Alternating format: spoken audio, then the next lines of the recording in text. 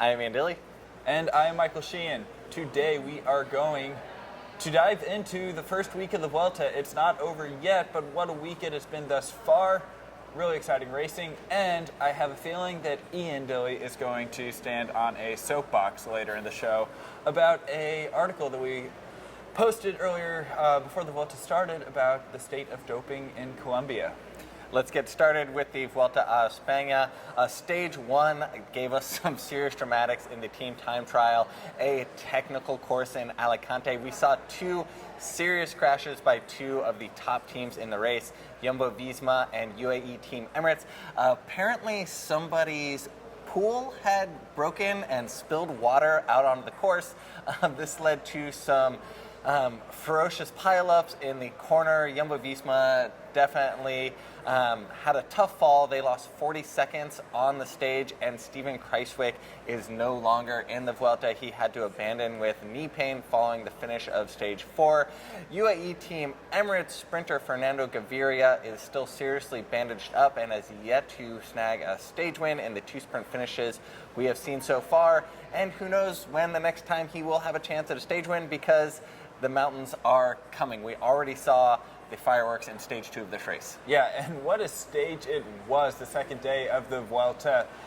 Sprinters had it circled as a possibility. They were holding out hope that it would all come down back together for a field sprint. However, on this final climb of the day, the GC riders took matters into their own hands and just blew the race apart. We saw a very active Davide Formolo in the Italian national champions kit, riding really aggressively from the start of the climb. He was joined by Alejandro Valverde, and eventually the real GC contenders showed themselves and put their cards on the table on stage 2, which I think is just incredible. We saw a lead group containing Nairo Quintana, Rigoberto Urán, Fabio Aru, who is back after having to miss a large chunk of the first half of the season due to iliac artery, a surgery to repair a constriction in his iliac artery. It's great to see him racing so well despite that and being bandaged up from his team time trial crash.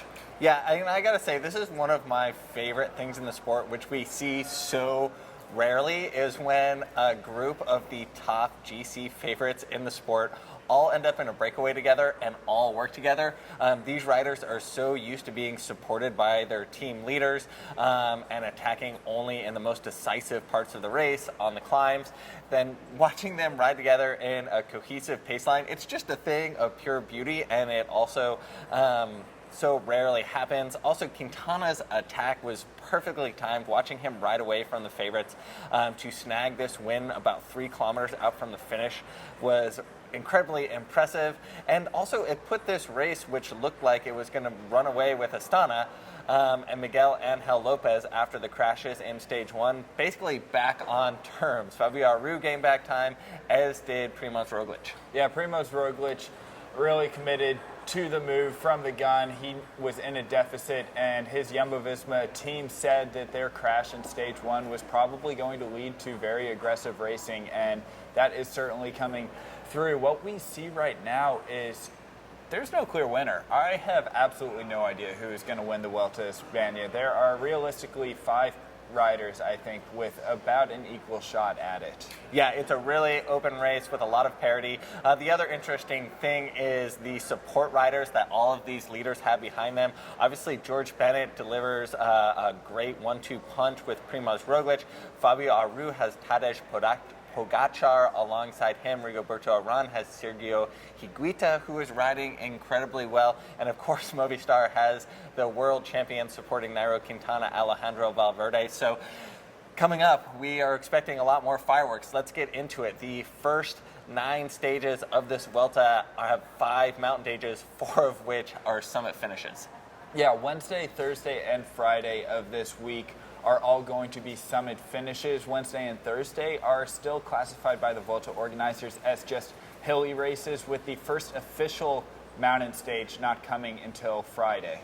Yeah, and Friday finishes on a brutal climb, the Mas de la Costa climb. The entrance to this climb is inscribed with the words "Aquí empieza el infierno." which translates to welcome to hell. It is 4 kilometers long and averages over 12% in gradient. It is basically just a dusty concrete farm track straight up the side of a mountain. Then stage 9 on Sunday, before we hit the rest day, the riders are going to be racing in Andorra for one of the, on paper at least, most exciting and consequential stages of the race. They are doing a very, very short 95 kilometers in Andorra, but packed into those 95K are 5 categorized climbs.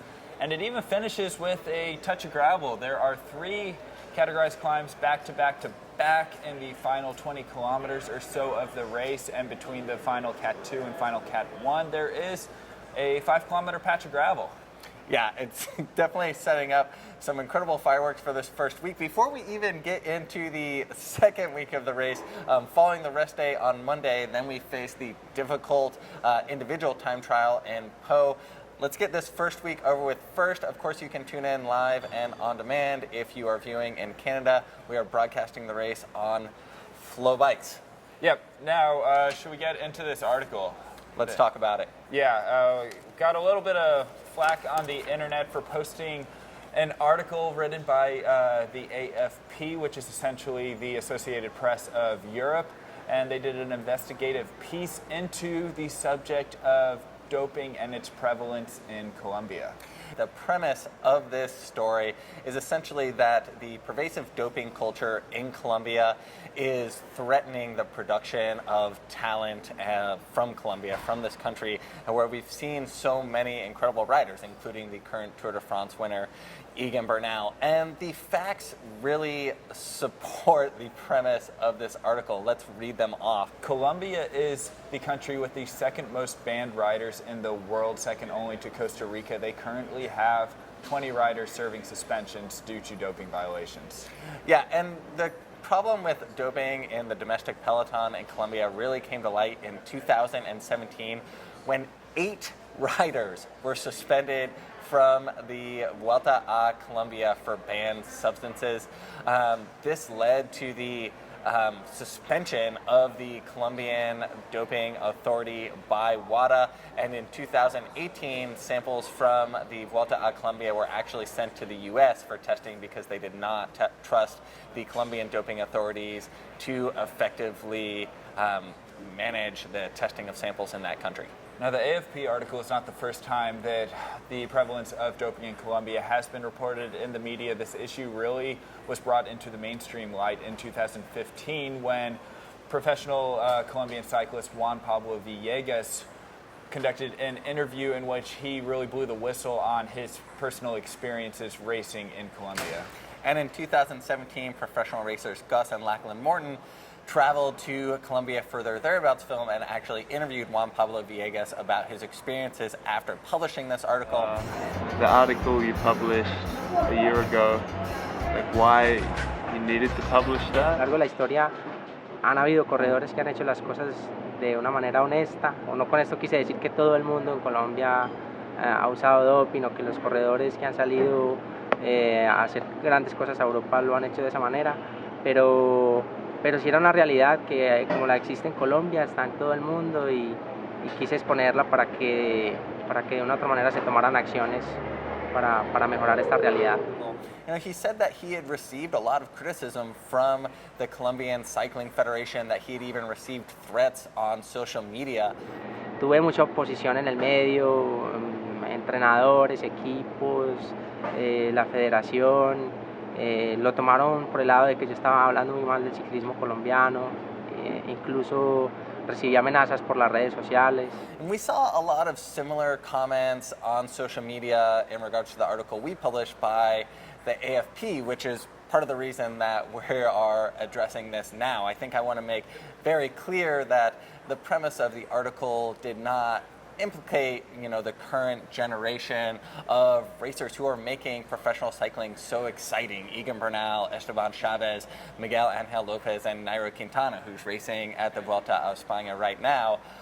But the fallout from the doping scandals in Colombia are hurting the sport there and are limiting opportunities for young riders. I think one of the biggest things is the dissolution of the Manzana Postaban professional continental team. You know, this is the only professional team in all of Colombia, and it has helped nurture some of the best riders in the sport, including Esteban Chavez and Nairo Quintana. Yeah, and the article really is endeavoring to assert that the doping in Colombia, while it is bad, it is especially bad because as riders age out of the development ranks in Colombia, teams become less and less inclined to sign them. So for every Egan Bernal who is able to get out of Colombia and go join a Team Sky, there are probably quite a few who get stuck in Colombia, and after a few years, teams just don't want to touch them, and that is the problem that we're trying to expose. And the other issue is that young riders who maybe don't make it outside of the Colombian cycling ranks by the time they're 18, 19, 20 years old, they're competing against a peloton that is not necessarily clean and are not getting results, are not getting opportunities, and are not getting exposure, and it is hurting the growth of the sport in that country, and it is hurting the growth of the sport as a whole. We saw this exact thing occur in the U.S. in American cycling, and I think it's something that exists all over the world, but I think is especially prevalent in Colombia because of the light that is being shined on the country because of the success of the riders from there. Yeah, and then a final thing, also just to lift the veil back on terms of how we make editorial decisions. I don't think it's any secret that stories about doping, that videos about doping get a lot of clicks, get a lot of views, get a lot of interest. That is not the reason we feel compelled to publish these stories to, expose this side of the sport. The reason is because it's important, and for the sport to grow and continue to improve, these issues need to be addressed, explored, investigated, and the sport needs to be made cleaner.